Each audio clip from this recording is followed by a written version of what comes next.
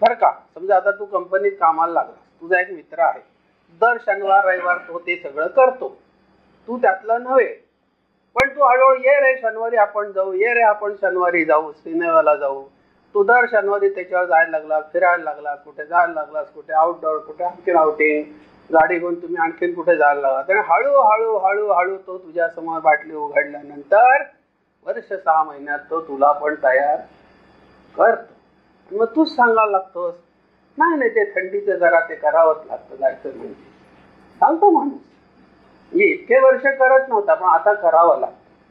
का सांगतो? ते अनुकरण आणि त्याचा स्वार्थ त्याच्या शेजारी बसून तो शिकतो. म्हणजे त्याच्या शेजारी काही वर्ष काही महिने बसल्यानंतर तो माणसाला ते चिकटतं, आणि सद्गुरूच्या शेजारी वर्षानुवर्ष बसल्यानंतर आपल्याला ते चिकटत नाही.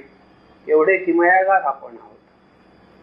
म्हणजे हे करण्यामध्ये, हे करून घेण्यामध्ये माणसाच्या मनाचा सुद्धा काही भाग आहे का नाही?